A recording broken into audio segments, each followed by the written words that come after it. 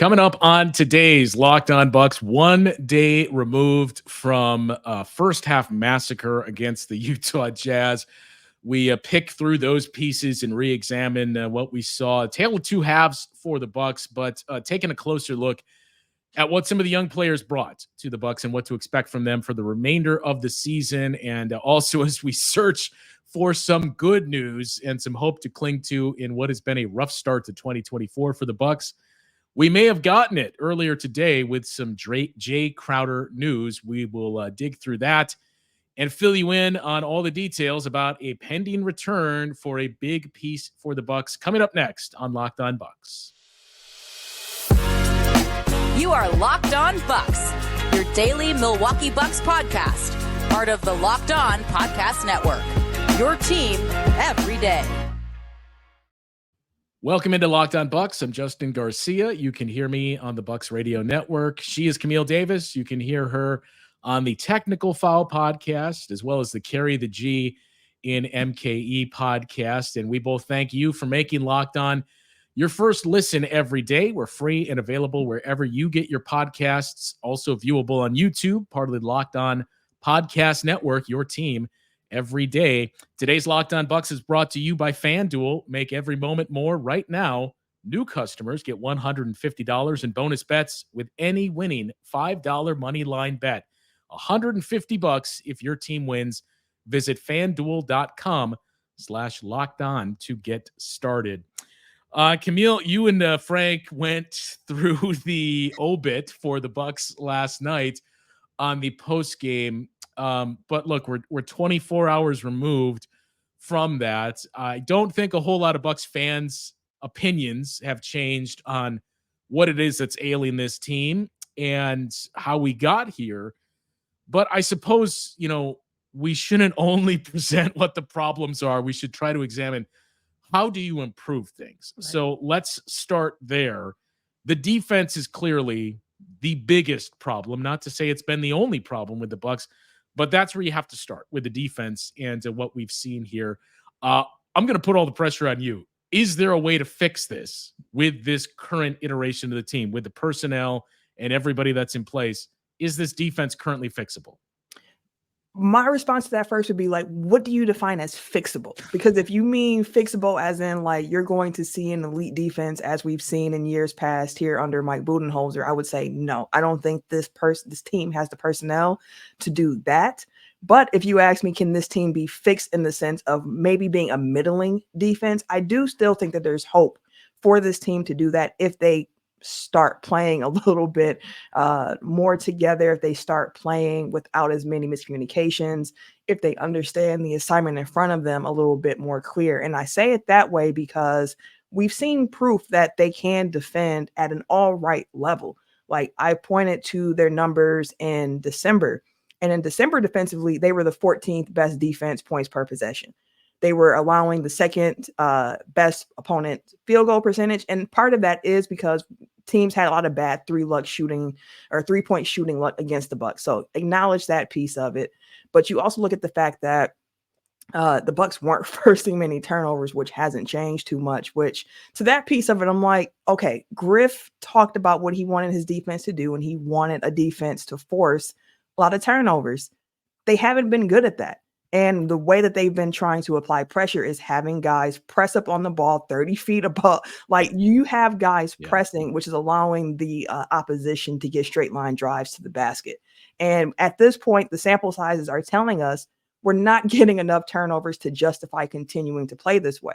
At this point, it's just creating another exploit for offenses to take advantage of against this Bucks defense. So that's something I would switch out. And then when it comes to the personnel currently on the team, listen, I absolutely applaud Malik Beasley for the effort and energy he's been giving defensively. I applaud the fact that he wants to be up for the challenge of defending the best player on the other team. But again, the sample size is large enough now, and it just has not looked good with him trying to be the main point of attack defender. So what can you do there? Who else can you mix in? And we mentioned it a bit on the post-game show last night. We're like, maybe we throw Andre Jackson Jr. in there. But even with that, That's not a solve all to everything. Putting Andre Jackson Jr. in the starting lineup is not going to transform this defense immediately into something elite. Like, it might just give you a little bit better point of attack defense. And some of the numbers even show that when Andre Jackson Jr. is in the game, he fouls a lot. And part of that's being young, figuring out the NBA. He puts his body into a lot of defenders. He uses his body to defend more so than moving his feet at times. So there are things he's going to have to learn. But I feel like at this point, what the young guys have shown us, like, they deserve a chance to see if they can crack that code of making this defense a little bit better. But yeah, I think it's fixable in the sense of, I think you can get back up to about 15. You can be a 15, maybe at best, like, 11, 12, somewhere in that range. But I don't think that this team has the tools currently on the roster to be an elite defense. There's just too many leaks right now. Yeah. And so that's exactly where I was headed when you added the caveat of what's your definition of fixed defense. That's exactly where I was thinking too, is can you just get to league average or slightly better than it? We mentioned a lot that that's where this group had been sitting for really up until 2 weeks ago, ever since they pushed Brooke Lopez back into the drop position. That's where they've been defensively. We've seen the offense start to take a bit of a tumble at times in that same time span. For a while, they were neck and neck with the Indiana Pacers for the best offense in the league. They've dropped down to third now in games played since November 3rd, since that first game against the Knicks. Third best offense now behind the Thunder and the Pacers, and the Celtics are picking up steam and catching up to them. But their defense in those games since then is tied with the Mavs for 15th best in the league. And we're starting to see separation, because for a while it was, they're around 15, 16, 17, but they're less than a point per 100 possessions behind 11 or 12 or 13. We've already started to see that gap form where the Bucks and the Mavericks both have a 116 defensive rating since that November 3rd date. Knicks aren't behind either that much at 116.1. You got the Suns at 116.6. But in terms of teams in front of them, the Bulls 114.3. So we're talking nearly 2 points per 100 possessions right now. That's separating you from 2 spots up. Whereas you look at the teams behind you, it's less than a point before the Bucks drop back into the 20s since that date, since we keep pointing to with this defense playing better. So it's been kind of a slow bleed for the last 2 weeks that we've seen defensively here. And I think we did see a lot of that energy and a lot of that youth and what they bring with guys like Andre Jackson Jr. and certainly MarJon, that he seems to be at his best this season. MarJon does when he's on the floor with some of those other guys like an Andre Jackson Jr. When he's out there with the veterans, not to say he looks lost, but I do think there's a part of it that's just psychological too, that there's this group of the vets that have played together for years, and now you're the new guy that's like, hey, I'm here too, guys. So I think that's part of it. But you and Frank dissected this last night too. As much praise as we can heap on those young players, there's 2 things to keep in mind. Number one, we saw a big drop-off offensively when you had multiples of those players on the floor. Granted, there was no Damian Lillard to help you out there when he's hitting shots, especially. That will help offset some of it, but you still noticed, okay, here's the drop-off. And we'd seen it to lesser degrees earlier when you would swap out Malik Beasley for, say, Andre Jackson Jr., and you would see a couple of swings. It gets to Andre in the corner, and the defenders can sag off a little bit more with not that fear of Malik Beasley taking an uncontested 3. But when you had multiple of those young players on the floor at the same time who have the defensive skill set, not so much offensively, I think Chris Livingston gave you a very nice spark, but I do think it's safe to say he probably was getting fatigued towards the end of his run. He was on the floor for, I think, about 15 minutes of game time in a row. He closed out the third quarter, didn't get lifted until late in the fourth, right? I remember kept looking down there and thinking like, wow, I can't believe they still have him out there. You saw some nice finishes around the rim, but I think some of the other ones late had to do a little bit with fatigue.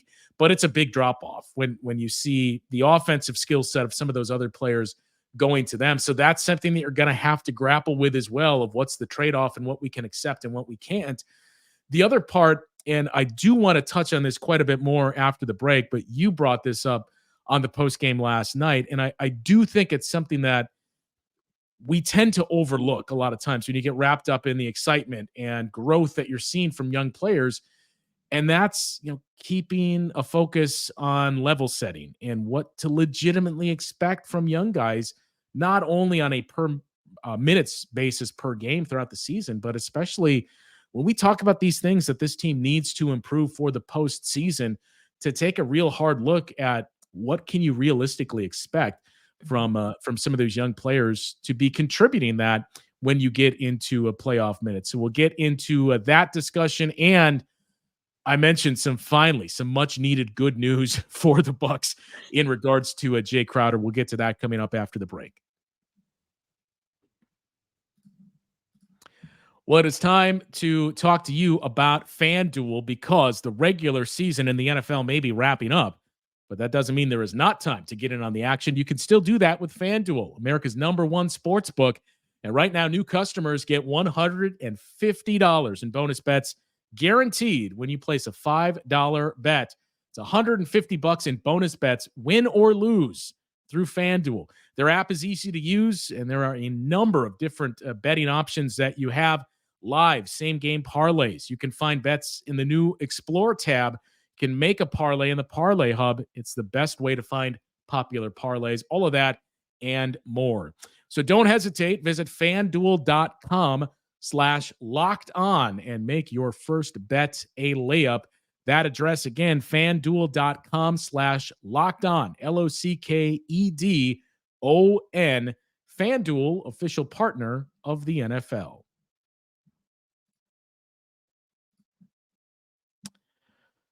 So, Camille, I mentioned the young players and what to expect from them. And, you pointed out in the postgame last night, we can see this growth from players like specifically Andre Jackson, and last night for the first time, Chris Livingston. And it's one thing to get excited and see aspects of their game that you can develop, but you also have to keep in mind it's easier said than done. For as many knocks as we've seen on previous coaching staffs of why didn't you play these young players and get them ready and developed, we're starting to see the same thing with this group. And I think that just goes to show you how most coaches are wired and how they think about, you got to bring along young players slowly. And there is some merit to that for the foul issue and everything else, which you touched on. But, this notion of, we see what Chris Livingston brings. And I'm as guilty of it as anyone, because when you left that game, it wasn't hard to kind of think, I wonder if this guy has even more upside than the other two names that we've discussed, because of his frame, because of, when you think about what the Bucks need specifically, you need switchable wing defenders. And you saw that, albeit limited against the Jazz team, but you saw it from Chris Livingston. The point, though, is, it's not going to be easy to continue to feed him reps unless something you don't want to happen happens, unless you start to get some injuries piling up, because those minutes got to come from somewhere. And this team has been very lucky in terms of their health throughout the course of this season. I mentioned the good news on Jae Crowder. He's nearing a return. That's only going to make it more difficult to find these guys minutes. So as much as you do want to give them that growth and find those opportunities, and Griff himself said after the game, I've always been very intrigued by Chris and some of the things that he brings with certainly his size, and you look at his frame and his body, that he's always intrigued me. And I knew about his defensive skill set. I was looking for an opportunity to get him minutes. Tonight, I thought could have been one of those, and it proved to be. But that was a game where you still didn't have Jae Crowder, and you didn't have Campaign or Damian Lillard. So it's not as though all of a sudden these guys are just plug and play 15 to 20 minutes a night guys. I mean, once Jae Crowder went out, I thought that we would see MarJon and Andre Jackson Jr., even a little bit more AJ Green more consistently. And their times that they played were still sporadic. Like, you couldn't really figure out, like, for sure Andre Jackson's going to get 15 minutes tonight, or I'm sure I'm going to see 10 from AJ, or MarJon's going to get 15. It continued to fluctuate based on a game-to-game basis. And it's so interesting with the young guys part of it, right? Because I think about the Warriors and how they wanted to do the two timelines at the same time, where they have their vets and they have their young guys. And it's like, we're trying to develop them together. And if things go swimmingly, once these old guys are getting ready to leave our team, the young guys can take over and we don't lose a step. We keep rolling. And that sounds really good in theory, But it's hard to play young guys and vets. And that's a problem, I think, with the Bucks as they're constructed, because when you're a team with championship aspirations, that's why you have all the vets, because they know what to do. You expect them to be in the right place at the right time. You expect them to have that experience to be able to get you those wins that you so desperately need, because even while you're figuring things out, you don't want to fall down the standings. And that's one thing I can say about the Bucks at the very least, where it's like you look up, this team is still top 2 in the East. So you're like, with all of the things that they're still figuring out, with all the questions we might have around their defense, around who's playing, around the offense, even, like, they're still able at this point to not lose ground in the standings while they're still figuring things out. So looking at the Bucks young guys, I mentioned the fact that earlier in the season, I was like, I get why we're riding the vets. Like, it makes sense. Go ahead and do it. I was like, maybe Griff just wants to give them the first opportunity. Like, hey, you earn this starting role, or you earn these minutes, and you go ahead and play in them. But again, sample sizes are getting bigger. And it's come to a point now where it's like, if our vets are going to be making some mistakes or they're not knocking down shots, do we have some other guys on the bench who could also use this time and be productive in these minutes? So it's that balancing act of trying to get the young guys in and get their minutes while you're still trying to win games. And it's not me saying that I don't think that, the young guys can't win games. It's just that you see it with the fouling, you saw it with the spacing offensively. Like, there are just some things that you're trading off when they are in the game. So you have to try to find those right combination pieces. And maybe that's something that Griff has to further explore with trial and error, because we didn't even see MarJon with the other 4 starters until very late on into the season. Like, I understand Chris Middleton had the injuries and whatnot, but even rotationally, you would think like, hey, this is a look that we might see. So I don't know if Chris Livingston and his stint against the Jazz has said like, hey, you're going to get 5, 15, 10 minutes now going forward. But I was thinking his spot minutes, where he gets the spot minutes, is what I'm going to be looking at more so than anything. The same with Andre, the same with MarJon. Who are you putting them in the lineup with? I think that's also very important for how they play. It affects the spacing, the defense, everything. So I think that's a key to it that I'll be looking at as well going forward.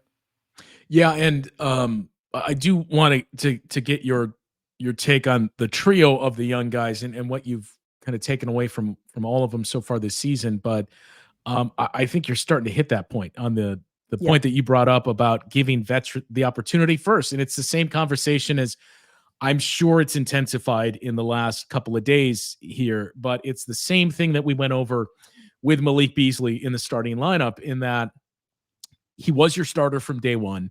And I can get why that if you did go with MarJon or with Andre Jackson Jr. somehow as a rookie, that's a lot of pressure that you're immediately placing on a very young player. In the case of Andre, that hasn't been in the league before. In the case of MarJon, that doesn't have a whole lot of reps so far. But that's a lot of pressure that you're placing on a young player on a team that has very high expectations. Yep. And if it doesn't work out, what's plan B? It's easier to move on from the vet if that doesn't work out and say, okay, if the young guy earns it, we're going to put you in the starting lineup and you're going to take that spot. If the roles are reversed, it can be tough psychologically and in terms of your confidence for a young player. So I get all that and why you would make that start immediately or go down that path immediately. And also, I mean, look, it's not to beat a dead horse here, but again, this starting lineup, I'm sure was constructed when you thought the point guard in the backcourt was going to be different. Now, that's not to absolve Adrian Griffin of any further adjustments. I'm sure that was a challenge coming in of, here's what I thought I would have, and here's where Malik Beasley would make a lot more sense a week before training camp. That's not the case, but you still have to see how that's going and adjust. But I think you're starting to reach that point with the rest. And how many games have we talked about where the Bucks bench has just been outperformed by the opposition? And look, part of it too is this bench is not constructed to be a high scoring unit. When you look at the higher scoring benches in the league, the Bucks have been up against a few of them recently, but those are typically teams that have a guy that could be a starter and is a high volume scorer, kind of like Malik Beasley, that when you have that on your bench and a guy that can pop off for 20 to 30 points, and maybe another player or two that fits that mold, you're going to be one of the better scoring benches in the league. We saw it with the Pacers. The Jazz fit that role as well with Jordan Clarkson and some of their guys.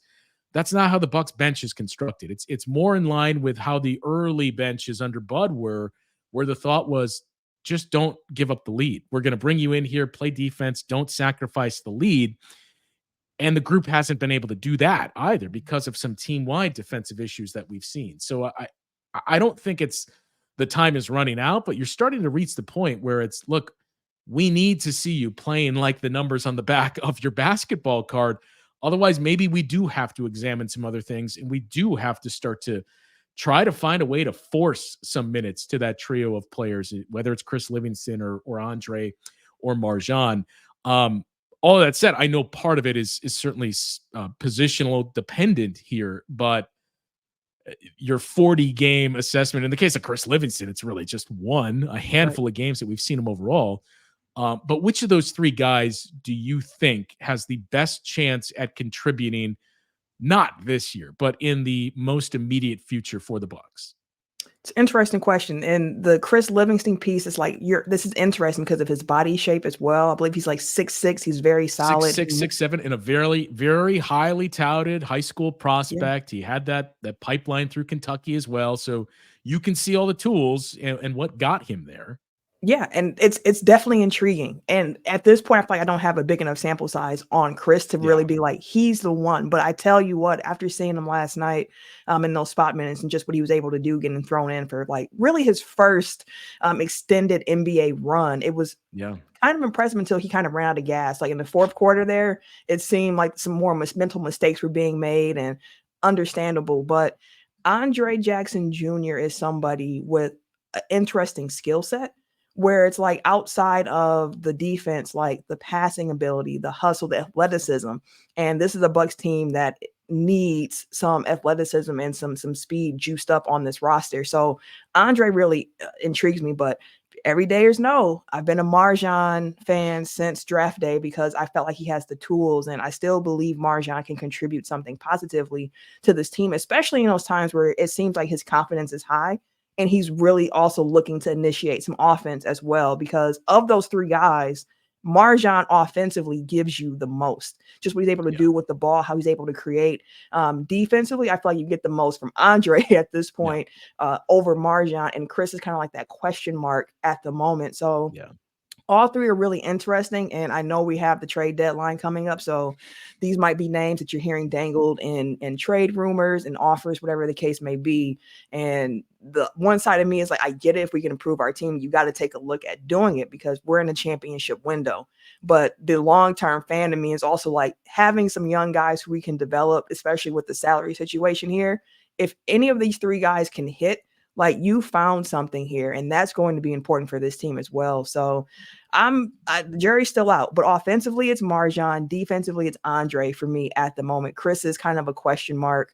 I'm not sure. Body of Chris, the defense of Andre, and the offense of let me MarJon mix them together. Let me push them all together. Gonna push. That's the biggest shame too. Is these are guys where you can see something with all of them, and there's clearly skill sets there to continue developing. But unfortunately, with where the Bucks are in terms of their window, you wish these guys were drafted 2 or 3 years ago, that they went through that development, and now you're starting to get to that point where you can really lean on them as contributors and solid role players and rotational guys for a team that hopes to go deep in the postseason. I do want to get to the good news for Jae Crowder. We don't have any official news, but if you can read the writing on the wall, it is very, very good news, and some other lineup numbers to throw your way. We'll get into the discussion coming up after this. Well, today's Locked On Bucks is brought to you by BetterHelp. And look, I know we just exited a very tough time on the calendar for a lot of people. Maybe you're still dealing with some of that overdue holiday stress. All the lead up to the holidays, everything that goes into it, really starting in November, it can be a lot and it can weigh on all of us. Maybe your New Year's resolution has been to improve your outlook and your mental health. That's where BetterHelp can really, really assist you. Around New Year's, we get obsessed with how to change ourselves instead of just expanding on what we're already doing that works. BetterHelp is here to assist you there. Whether or not it's finding little areas to fine-tune and improve, or if you just need to seek that help and speak with somebody, BetterHelp is here to help you out. If you're thinking of starting therapy, give BetterHelp a try. It's entirely online, and it's designed to be convenient, flexible, and suited to your schedule. All you have to do is fill out a brief questionnaire. From there, you'll get matched with a licensed therapist, and you can switch therapists at any time for no additional charge. Celebrate the progress you have already made. Visit betterhelp.com/lockedonnba, and you'll get 10% off your first month. Again, today, go to betterhelp.com/lockedonnba. That is BetterHelp, HELP.com/lockedonnba, LOCKEDONNBA.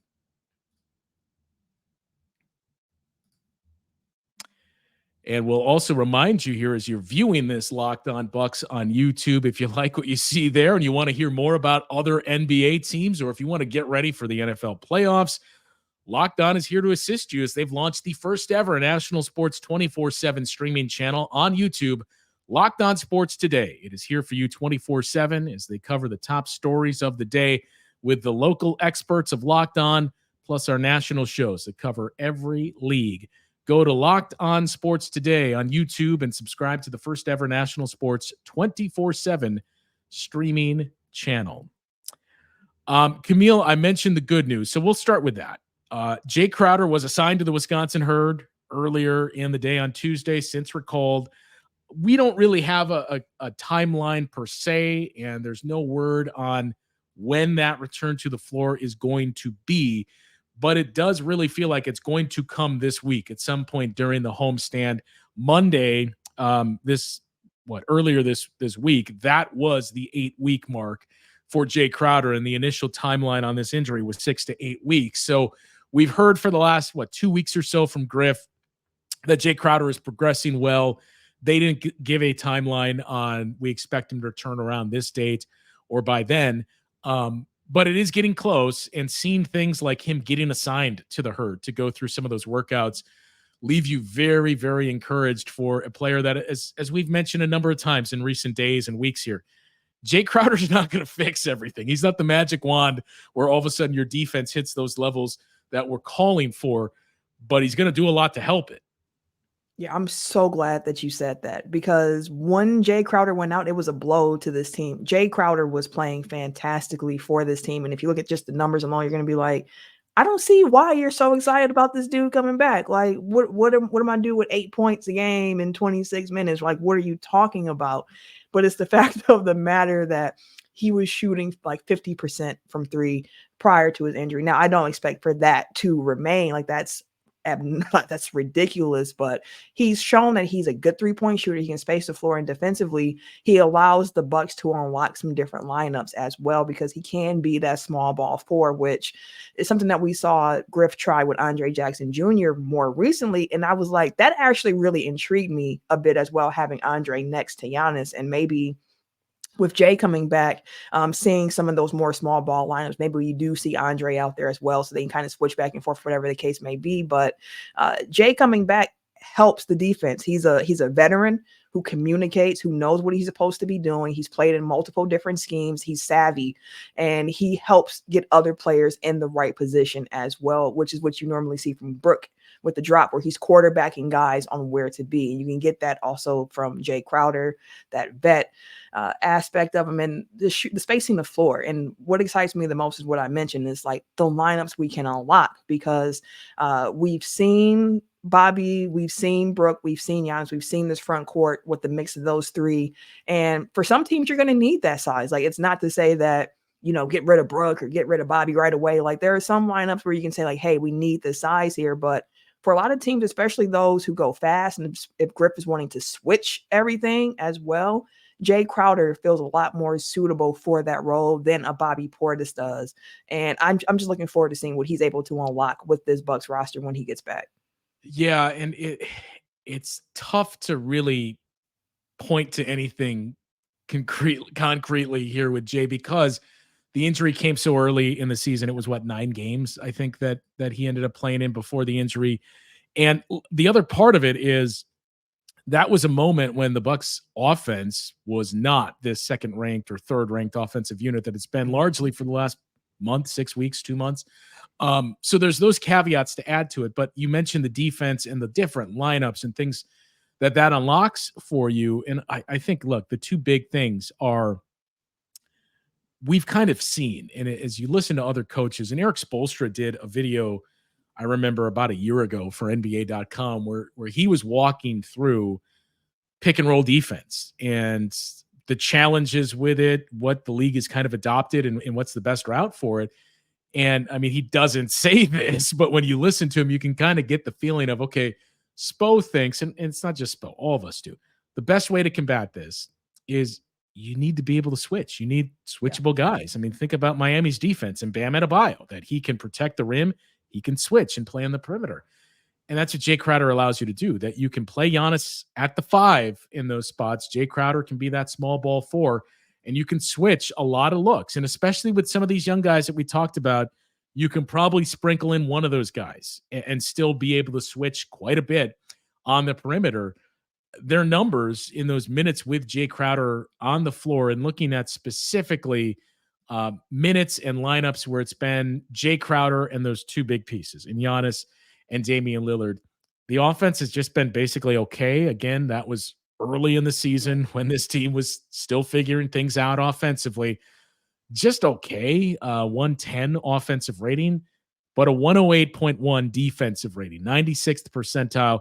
Free throw rate defensively improves. In other words, they're not putting opponents on the line as much. And most importantly, opponents have had a 20% offensive rebounding rate. That has been an absolute disaster for the Bucks so far this season. And it was really bad last night in the first half, where the Jazz had an offensive rebounding rate of nearly 45%.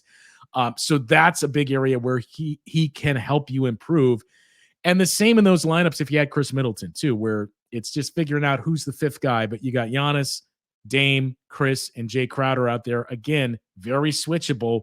Offense is better, obviously, with Chris out there. Defense at an even 100 defensive rating. Now, it's very limited possessions because of the time that the injury occurred, and you were taking your time with Chris Middleton as well. But these are the things that I don't know if it's just clinging to hope, but that's everything that we would point to and say, look, this will allow us to do some different things.